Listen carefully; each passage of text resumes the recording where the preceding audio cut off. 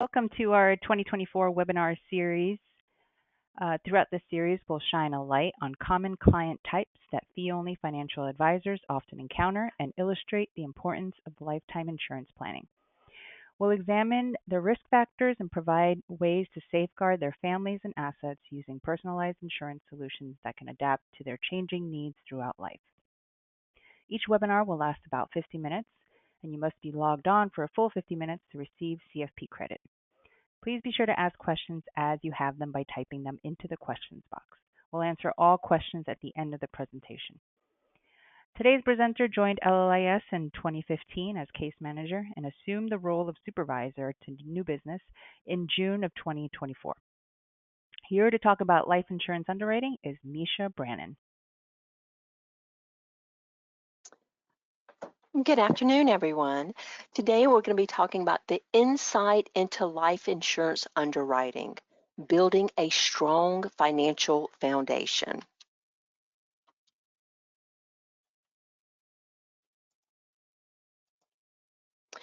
So insurance has been in existence for centuries in some form or another, but it really took off in the United States in the early 1900s.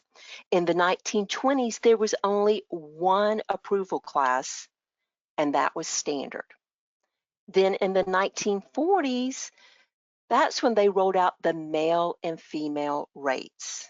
And then in the late 1940s, 1948 to be specific, the Framingham study was first started, and it is still being studied and used today.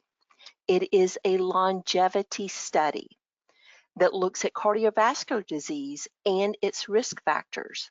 This is where we learned that blood pressure, cholesterol, eating fatty foods, smoking, all of these have an effect on and can create cardiovascular disease, and therefore it can affect our life expectancy.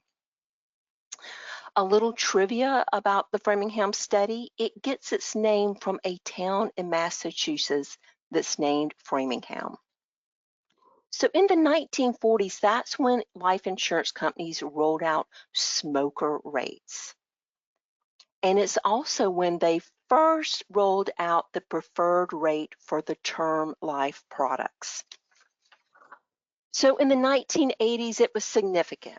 It was the time of MTV, Big Hair, and Blockbuster. But what else happened in the 80s? Well, the AIDS epidemic. And with medical underwriting, that's when exams started being required when people applied for life insurance. And this was due to the AIDS epidemic. I will go into more depth about the actual exam when we're talking about the underwriting process. But for now, I want you to know that the insurance companies, they just didn't want people to be approved for life insurance if they had been diagnosed with AIDS. So that's why they rolled out the blood test, to start testing people for AIDS. And at the same time, they also realized that people were selling their policies at a higher rate because of the epidemic of AIDS. And they didn't want that because this was leaving their families without that needed financial protection. So the life insurance companies rolled out the accelerated death benefit rider. This is a feature that allows a policyholder to receive a portion of their life insurance benefit before they die. It's also called a living benefit or a terminal illness rider. So if the policyholder is diagnosed as terminally ill by a physician with a life expectancy of 2 years or less, they can receive a portion of the face amount of the policy to use for any purpose.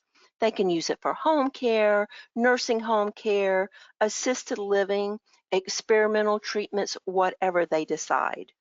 So for example, if they have a $1 million face amount policy and they receive 250,000 of that 1 million, it will be reduced to 750,000, plus that life insurance company is going to also reduce it a little bit for an administrative fee.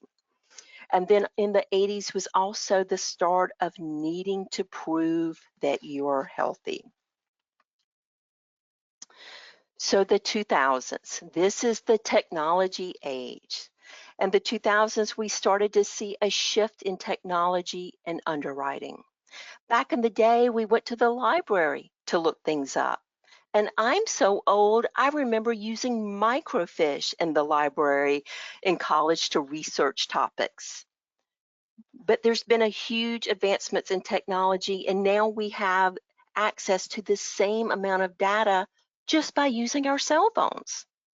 So insurance companies are moving away from paper applications, and they're moving more and more each year to electronic applications. And insurance companies are using databases to access information more and more often. So now we've talked a little bit about the history of insurance, and now we're going to give an overview of underwriting, discuss technology's role in underwriting, discuss the difference between full underwriting, accelerated underwriting, and automated underwriting. We'll also discuss the future of underwriting. So first, let's go over what underwriting is. Underwriting is assessing and classifying the degree of risk the insured represents to the insurance company. The underwriter will review a lot of information about the client and decide whether to accept or decline the risk. The higher the risk, the higher the premium. So I like to think of underwriting classes as buckets. The insurance companies have predetermined conditions that you must meet in order to fit into that bucket. There are predetermined premiums associated with these classifications, and that allows us to quote the different companies. We also have the underwriting guidelines for the different companies so that we can accurately quote. Preferred Plus, Preferred, and Standard Plus are all considered preferred classifications. These are people that have a longer than average life expectancy. Then we have Standard. That is average life expectancy, and this is what most clients are approved for. Below that, we have table ratings. And depending on the company, there are between 10 to 15 different table ratings. And these are people that are at a higher risk to the insurance company. Then we also have flat extras. We typically see this when someone participates in a hazardous activity or hobby. Within all these buckets, we have male and female rates. Men will pay more for life insurance than women because women have a longer life expectancy. But then women will pay more for disability and long-term care insurance. And then there's also within all of these the smoker and non-smoker rates. Smoker rates for life insurance is about 3 times the premium of a non-smoker. Most insureds think that if they're healthy, they should be eligible for the best class. And although someone's health is very important, there are so many other factors that can affect someone's approval. There are 4 main areas that are looked at when assessing the risk. There's lifestyle, medical, financial, and family history. And we will go into more details with each of these.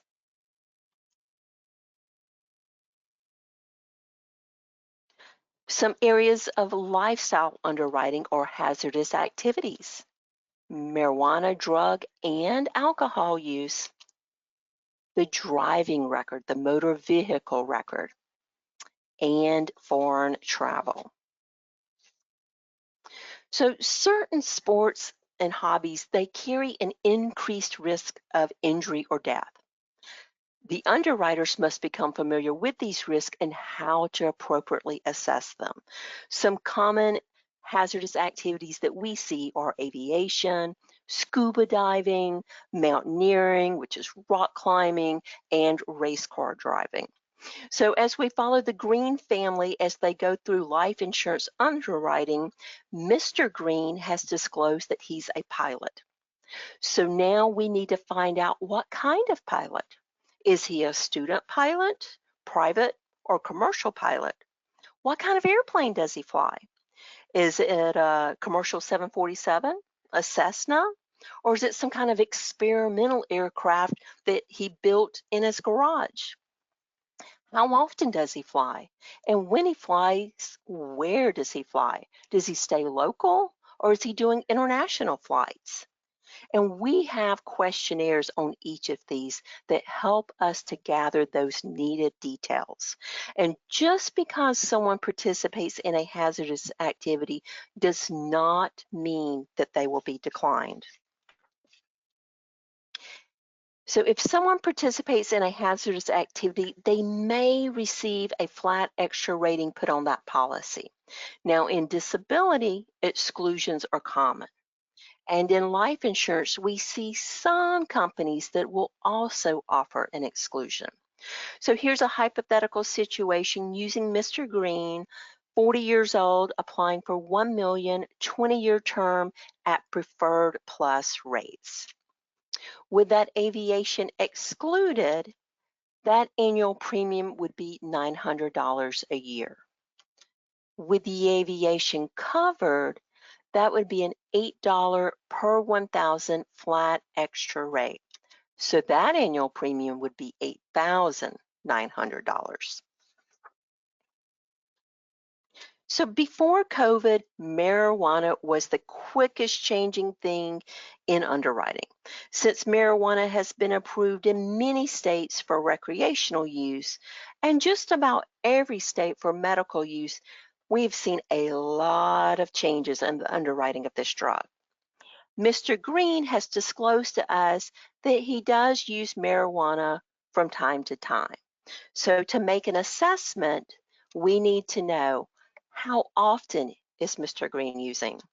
How much? What form? Is it edibles? Is he smoking? Is he vaping? When was the last time used? And is it recreational or medicinal?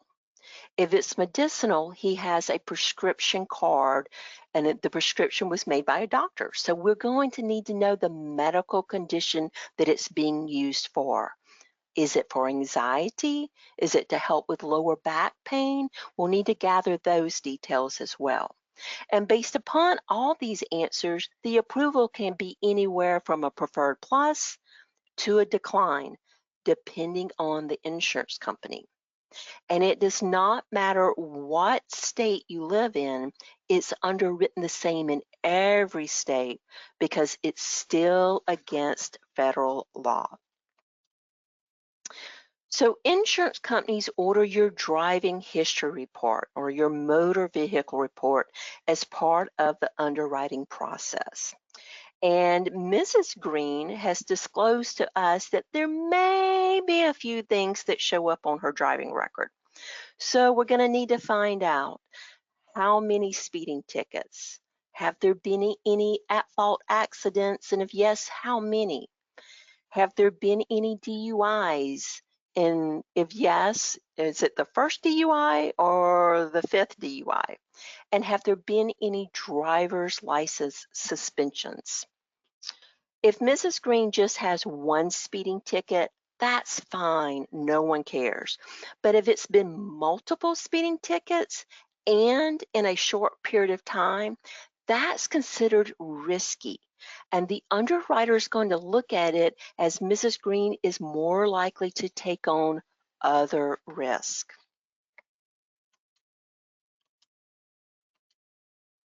So as part of underwriting, insurance companies look at travel as part of the underwriting process.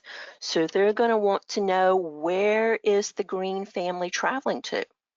How long and what's their purpose?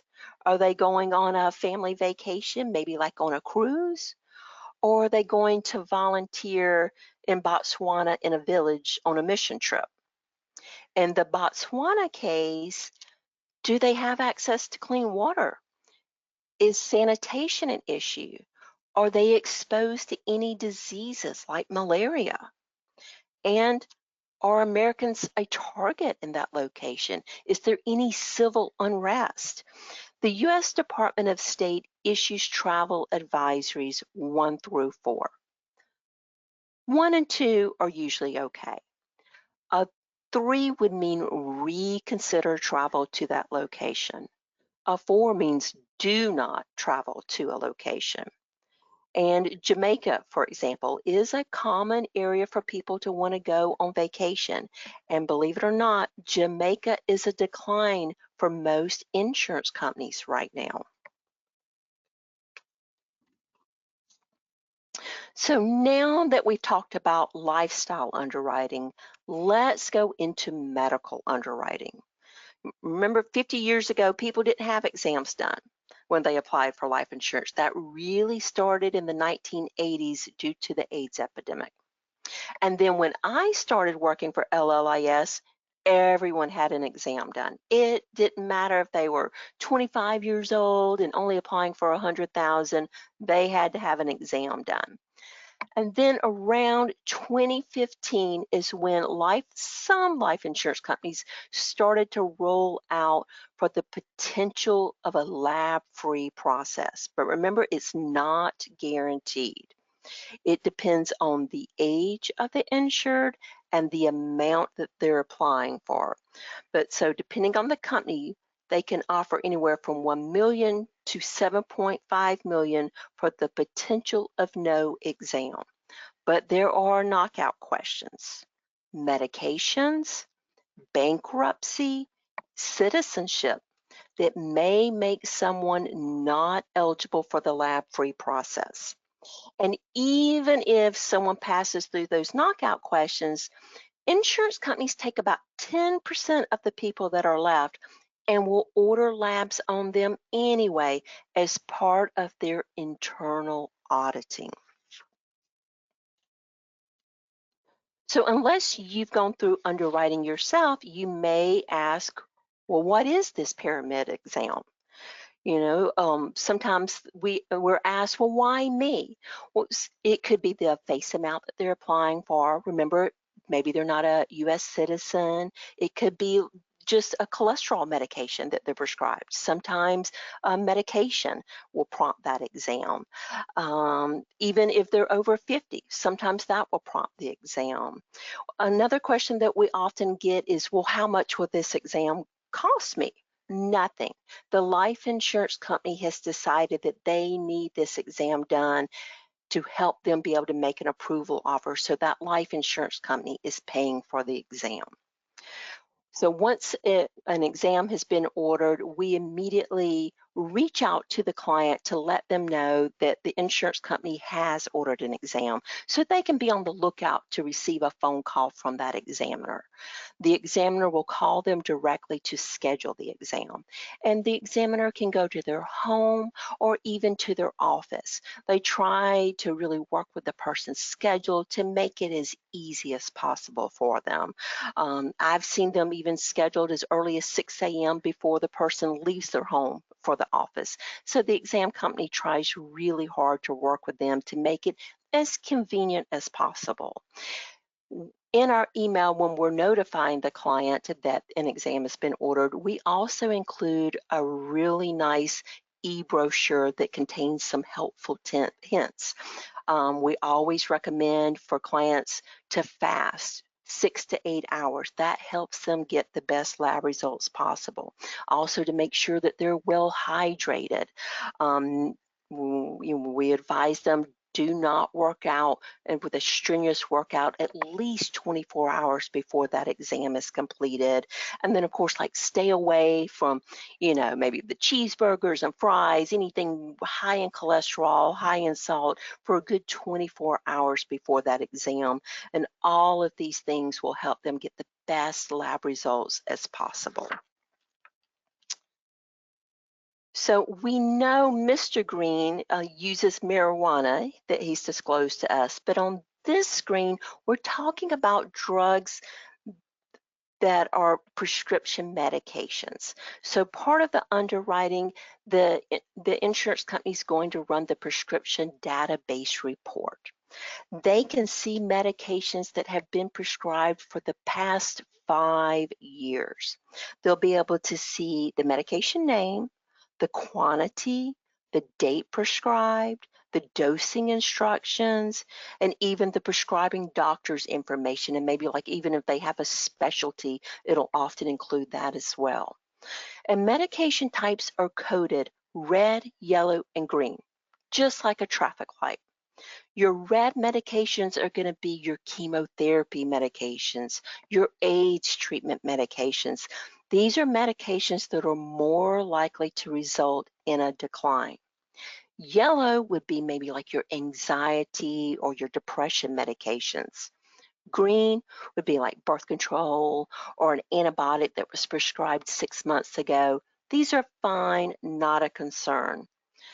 Do not have a friend or family member write a prescription in your name unless they keep medical records on you. And physicians should not write their own prescriptions. These have all been things that have occurred that have become an issue. So with medical records, this is typically the longest part of the underwriting process. A lot of people think that the insurance company just orders records directly from the doctor, but all insurance companies use a third-party vendor like Exam One to handle ordering the medical records for them. And back in the day, a doctor's office would have a secretary that could just copy the records. But unfortunately, that does not exist anymore. And it's become popular for doctors to use copy service companies to manage their medical records for them. So let's use Mrs. Green as an example. She has disclosed to us that she has a primary care doctor. And based on her age and the amount she's applying for, the insurance company has decided that they need to order medical records. So here's how it will work. The insurance company will send the request to Exam One. Exam One will send that authorization to that primary care doctor. Now, that doctor may go, wait a minute, we've got our own facility-based authorization form, which is a special authorization form that we need Mrs. Green to hand sign. So in that situation, the form is sent to us, we get it to Mrs. Green so she can hand sign it, wet signature it, and then she sends it back. We send it to the insurance company and it makes its way to that primary care doctor. Then that's when they send the authorization to their copy service company that they use.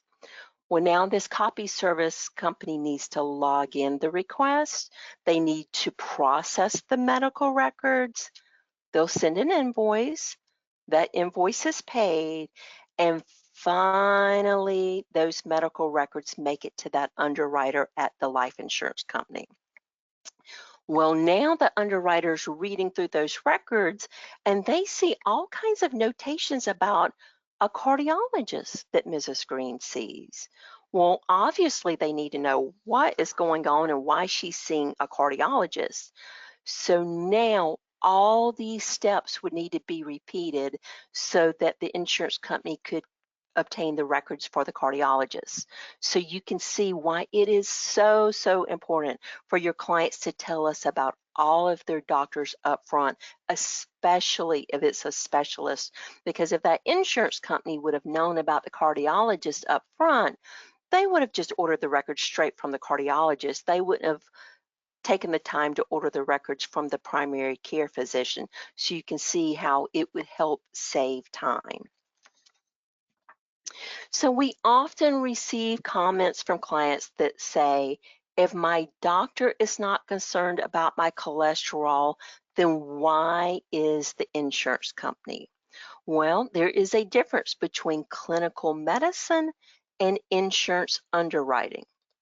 With clinical medicine, doctors have the luxury of treating their patients over a long period of time, and they can adjust the treatment as needed. With insurance underwriting, Unlike with doctors, the underwriters have a very small window of time to evaluate a client's medical condition and decide on that information the most likely outcome. The underwriter has to account for what could occur over the next 10, 20, or even 30 years, depending on the term length of the policy. The underwriters cannot change their assessment once that policy is in force and active. So, in other words, your doctor is treating the patient. The underwriter is assessing risk. And unlike your doctor, the insurance company is on the hook for $3 million if that's what they are applying for. So, of course, they're going to be stricter than your doctor. So, while we're on the topic of cholesterol, let's use Mr. Green as an example since he's had too many cheeseburgers and not enough greens. So, he is applying for insurance and his total cholesterol is 225 and it should be under 200. And his total cholesterol over HDL, the cholesterol ratio, is 4.7, and it should be under 5. So you can see here that with company A, they would approve him at preferred rates because his total cholesterol is over the 220. Then with company B, they would also approve him at preferred rates since his ratio is 4.7, which is over the 4.5 limit. Now, Quest Diagnostics says that that ratio should be under 5, which Mr. Green's is. But with this particular company, they're saying that if you want preferred plus, your ratio needs to not just be normal, it needs to be low. So with the MIB, and no, this is not Men in Black, the movie, it's the Medical Information Bureau, which is an insurance database that whenever you apply for life insurance, disability, long-term care, even health insurance, your name goes into the database. It's comprised of member companies who participate by reporting insurance activity and medical history to the MIB. The MI discloses the reported details to the other insurers. So there's two purposes of the MIB. One is to protect against insurance fraud. Insurance fraud is a very, very big concern to the life insurance companies. Just this year, they came out with a study where they found 74.4 billion in fraud. That's right, billion with a B. And this is just what they found. So it's a big, big concern to the life insurance companies. So let's use Mr. Green as an example. Let's say he applied 6 months ago and he received smoker rates. He quit smoking and now he's applying again. With this new company, they would see that he got the smoker rates 6 months ago. And on this application, he put that no, he's never smoked or used any kind of nicotine product. So you see how this database helps protect the insurance company. And it also helps protect us too, because we all pay for fraud with our premiums. It makes our premiums higher. So, the fraud will affect us as well. Now, the second thing, the second purpose for the MIB is to make sure someone isn't over-insured. So let's use me as an example. Let's say that I'm applying for $1 million with 6 different insurance companies, trying to get the best offer. Well, shopping for quotes is a great idea, but applying for multiple companies at the same time is not a great idea. Each company will see each other's applications, and technically, I could place all 6 policies even though I don't financially qualify for that amount. And also, it looks like I'm trying to hide something. Am I trying to hope one of those 6 companies doesn't catch something? So it looks suspicious as well. So, quotes are fine. Get as many quotes as you need and then apply with the one company that best suits your needs. So during the underwriting process, it's not unusual for the client to have a phone interview or an e-interview. An e-interview is where a link is sent to the client to complete their health information online with the insurance company, especially if they're going to go through accelerated or automated underwriting. They will need to provide their medical history information directly to the insurance company, even if they've already provided it to us, because the insurance company wants to get that information directly from the insured. And as insurance companies try to utilize technology more, it's becoming more common for the clients to be asked to complete the medical history questions online instead of by phone. So earlier I went over the traditional process of ordering medical records. It's becoming more and more frequent for insurance companies to try to obtain the electronic health records. The electronic records can be received in a few days instead of that traditional 30 days. The problem insurance companies run into with this is that not all doctors share their records so that they can be obtained electronically. Also, sometimes what insurance companies receive is too vague and it doesn't include enough details, so then they need to order records that traditional way. So here's an example of what the electronic health records look like. So as you can see, it shows generalized anxiety disorder, but it does not show how well it's controlled. It also shows that some labs were ordered, but it doesn't show the results. So you can see with this electronic health record, the insurance company would need to order records the traditional way so that they can get that detail that they need so that they can make an approval offer.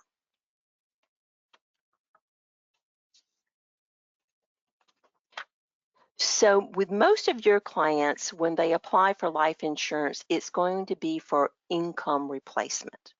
That is the amount of death benefit allowed based on client's age and their current annual income. It's a multiple that they use. So for example, someone earning $25,000 a year cannot apply for $20 million of life insurance. They would be worth more dead than alive.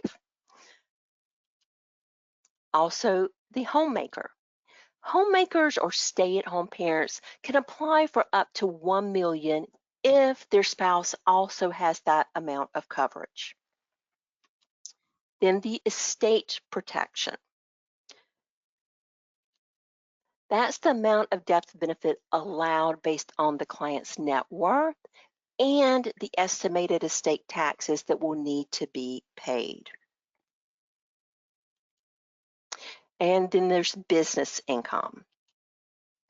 A buy-sell is the amount is based on the value of the business plus the percentage that you own. And key man is a multiple of your salary. So let's say Mark and I both own LLIS, and we each own 50%, and the business is worth $2 million. Then we both could apply for $1 million each. However, sometimes we can tack on some key man within that same policy. Then we may be able to apply for $1.5 million each.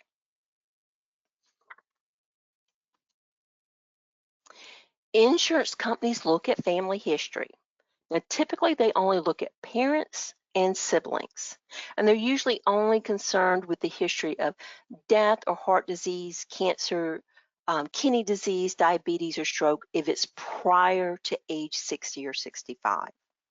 Now, with long-term care, that they're concerned about family history of dementia or Alzheimer's, and it can affect the amount of long-term care or even the ability to be approved for long-term care if their parents were diagnosed with Alzheimer's.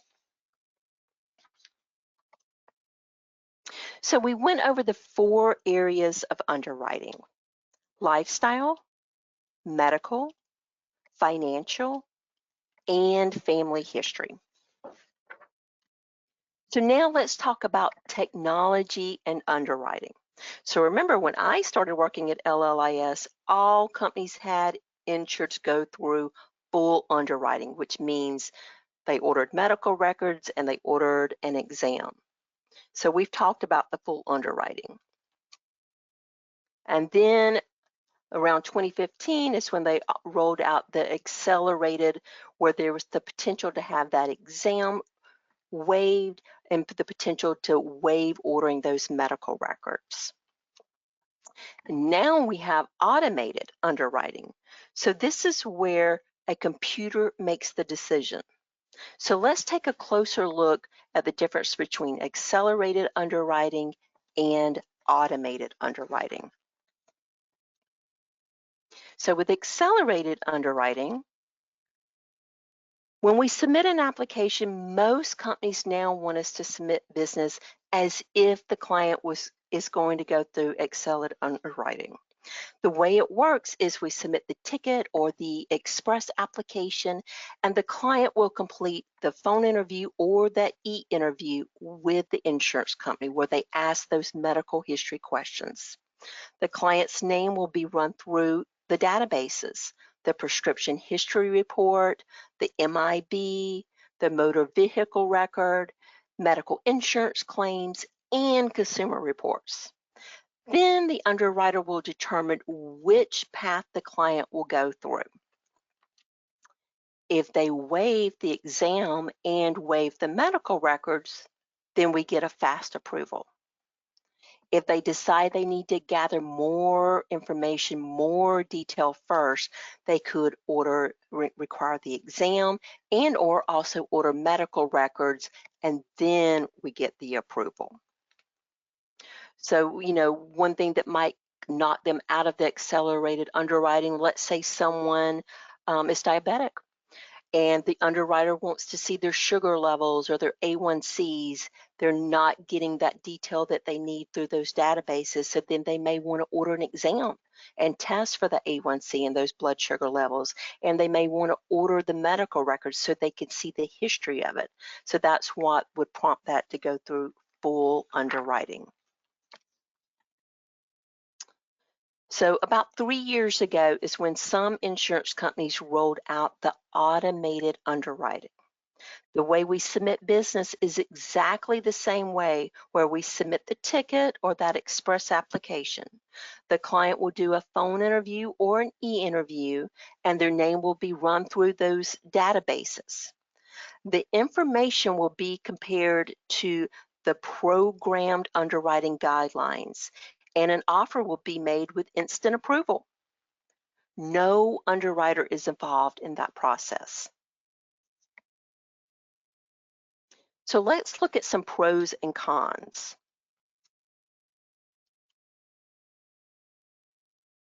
Well, one thing is a pro would be a quick approval. Who wants to wait 2 to 3 months when you can get an instant approval? That's definitely a pro.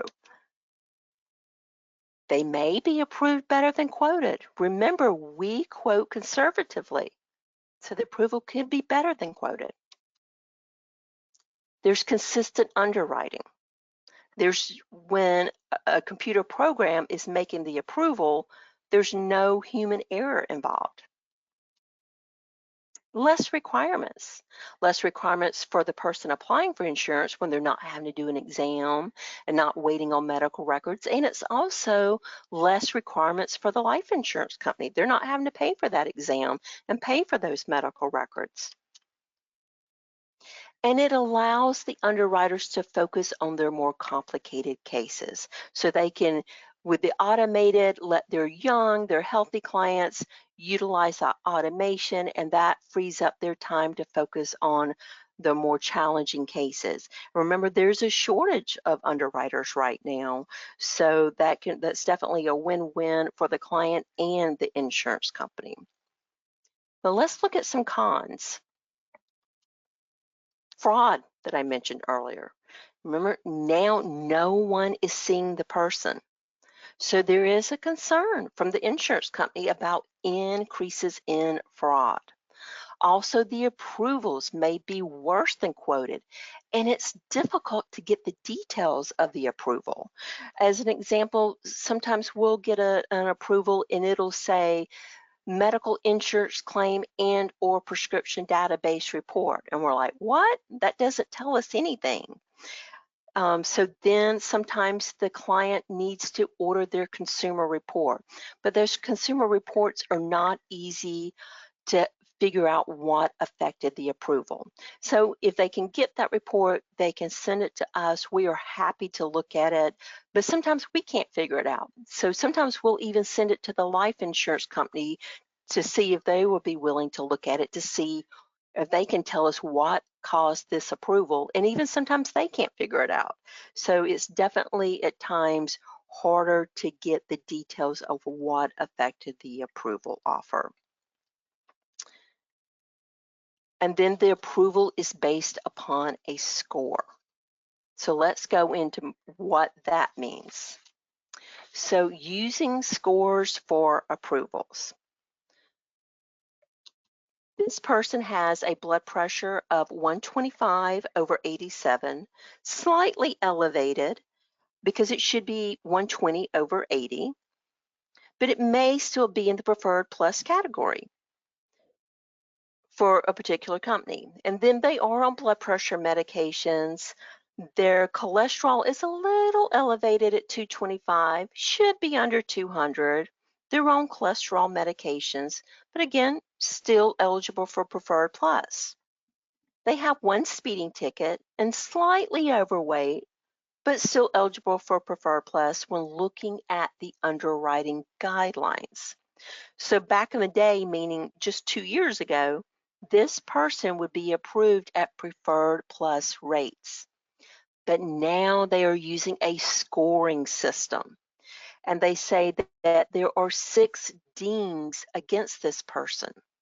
So they would be approved at preferred, maybe even standard plus. And honestly, someone's blood pressure, cholesterol, and build are all risk factors for cardiovascular disease. So maybe they shouldn't be approved at Preferred Plus.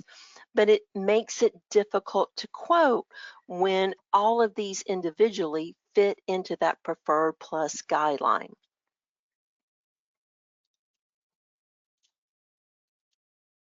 So, hot topics.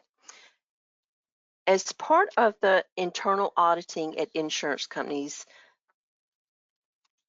the client that goes through automated underwriting, they don't have the medical records ordered. So insurance companies, after the policy is enforced, they are, as part of their internal auditing, ordering medical records on some of those policies, even after it's enforced.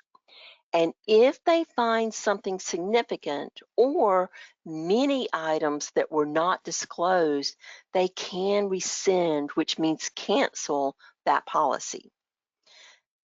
Now remember, they don't order records from everyone, just a certain portion. But since rolling out this automation approval, there's been a huge increase in rescissions of policies.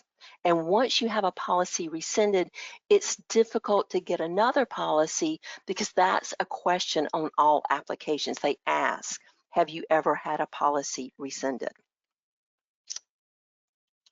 So COVID had a huge impact on life insurance industry during the pandemic, but we still see some effects from it. For example, when we're doing a phone interview and the client discloses that they were diagnosed with COVID, say 2 weeks ago, we need to postpone submitting that application for another 2 weeks just to make sure it doesn't get worse.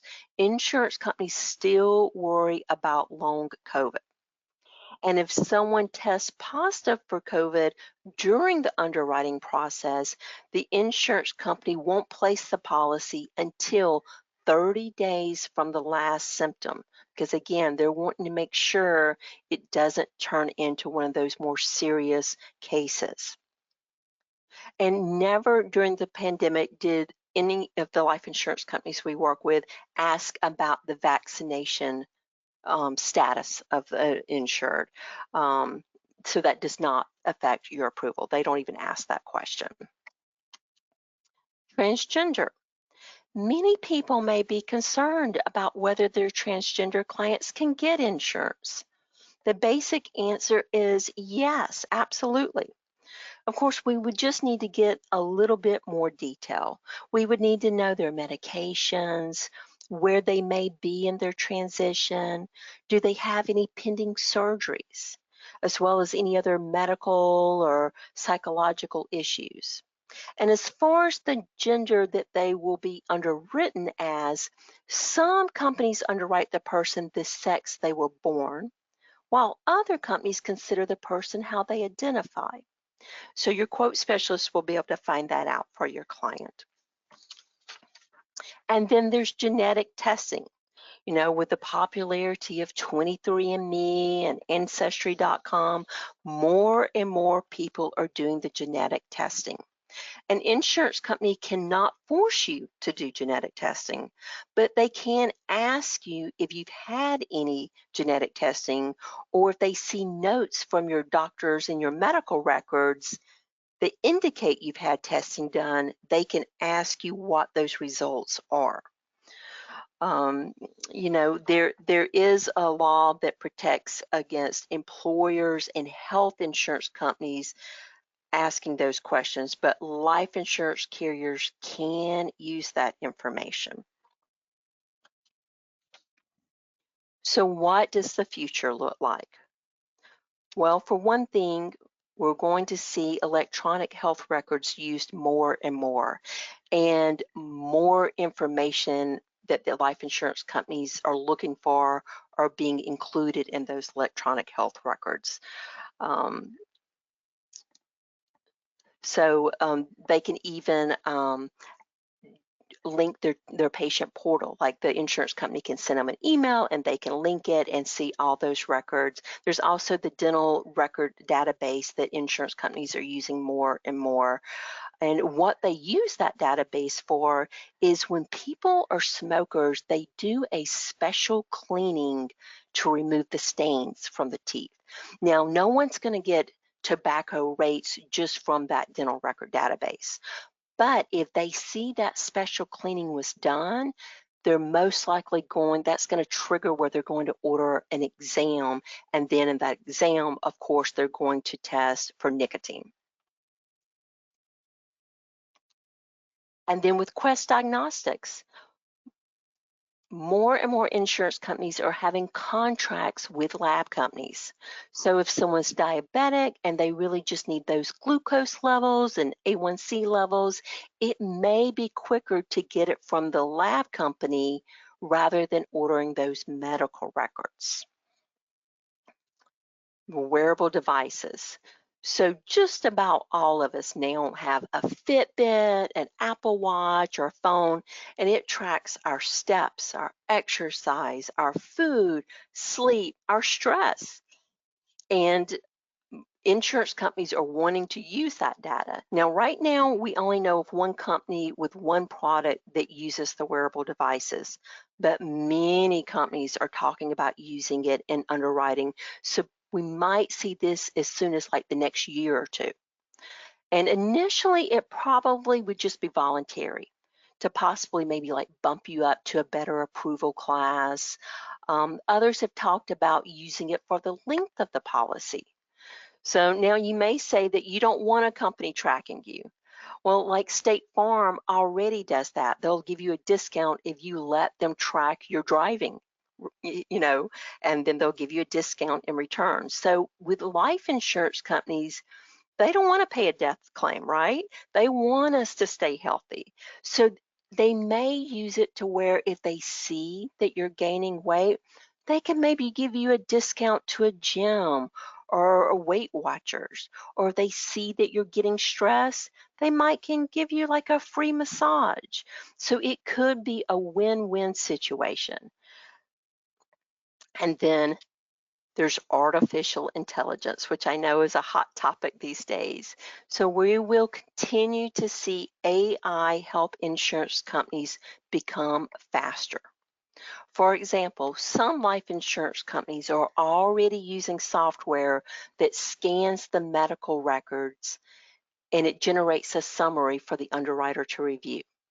The software can scan contents of a 370-page medical record report in about 5 minutes. And so that underwriter's no longer spending hours and hours reading through those medical records. That software can do it in 5 minutes for them. So, that's a win-win for everyone, right? And then also, some insurance companies are already using interactive software. So when clients are completing the interview questions online with that insurance company's running those database reports that I talked about. So that prescription database report, the insurance claim report, that driving history report. So in real life time, they can ask about a certain prescription medication that maybe the person had forgotten to disclose, or they could ask about maybe a speeding ticket that they forgot about. So in real life time, they can go ahead, ask those questions that they're going to need to get those details for, and the client can complete it right then. Insurance companies are seeing a 60 to 70% reduction in time spent per case by using technology. So things to help your clients. Remember, standard is what most people are approved at, and that is average life expectancy. Honesty is always, always, always the best policy. So encourage your clients to be totally upfront with us and disclose information to the insurance company. And do not submit multiple life insurance applications. It negatively affects the underwriting process. Remember, quotes are fine, but only submit one application. And remember that traditional underwriting, going through full underwriting, that process typically takes 2 to 3 months. So what makes LLIS different? Well, for one thing, these free monthly webinars. So I want to point out real quick, our next one is on November 19th, and our very own Taylor West will be presenting, and it'll be on preparing for the future, long-term care insurance, and hybrid policy strategies. We save fee-only advisors time and their clients money by pre-underwriting because we want to avoid the surprises. We do not like surprises. And we have some great specialists here that specialize in life, disability, long-term care, annuities, and hybrids. And then here's some of our sponsors. And then, of course, we have Alice. So Alice is our database that it's secure and can be accessed 24/7, 365 days a year. For your clients, they can log in. We're sending them updates, but they can see the updates through Alice. And then once they receive their approval, their policy is accessible to them through our database at any time. And then for financial advisors, y'all can see the updates as they're going through underwriting. And then once that policy is enforced, you always have access to those spec pages out of the policy, those important data pages. And, people change their beneficiaries as they go through time. So, if one of your clients has had a policy, say for 10 years, you can log into Alice 10 years later and see what that beneficiary, how they have it listed at that time. So we love our Alice. And then let's see if there's any questions. Let's see here.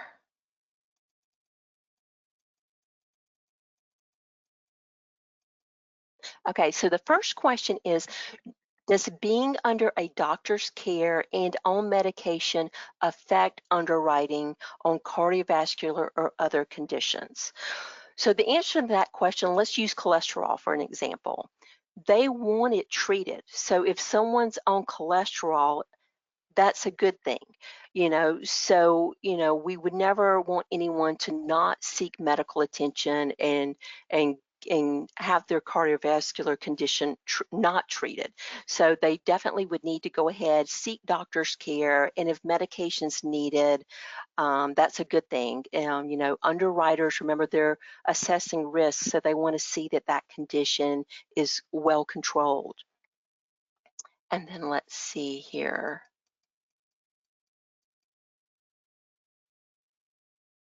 So the next question is, how much insurance can one apply for? How is an appropriate amount of insurance determined? I've heard 10 times income. And how does employee group insurance interact with private insurance? So that's a very good question. So with most life insurance companies, they do include the group, and it is a multiple of their age and the current income, and that multiple changes depending on their age. So the younger they are, the higher the multiple they can apply for more, and then the older we get, that multiple would drop down to that 10%. And that's where our quote specialists here at LLIS um, can run some quotes for your client. So, even if they're not ready to complete one of our questionnaires, just give one of our quote specialists a quick call. They would need the client's like date of birth and income, and they can run some quick quotes for you so that you can see how much they can apply for. This next question is, can a client who is pregnant get life insurance during pregnancy? Yes, absolutely they can. Now, when women get into that third trimester, sometimes those labs do get elevated, and that's normal for pregnancy. Now, with the life insurance company, they don't have a way of knowing if the labs are elevated because of the pregnancy or if they're just elevated. So, when we get into that third trimester, if an exam is ordered, sometimes that can affect the approval, but absolutely, someone can definitely apply for coverage while pregnant. And then this last question is, how will AI affect underwriting in the near future? Well, we're going to see more and more, like I mentioned during the presentation, of the insurance companies using AI to help them like read through those medical records. We're going to see more and more of the insurance companies use that interactive software, which the insurance company loves it and the client loves it because that helps shorten the underwriting time. And then with the electronic health records, we're seeing those improve more and more. More information is included with those as time goes by. So I'm hoping the point will come where we'll reach where we won't have to order those traditional medical records, or it'll become a rare thing. We can just use those electronic health records. So that's how AI is affecting life insurance right now. And then if anyone has any other questions, always feel welcome to reach out, and I'm happy to help. Everyone have a good evening.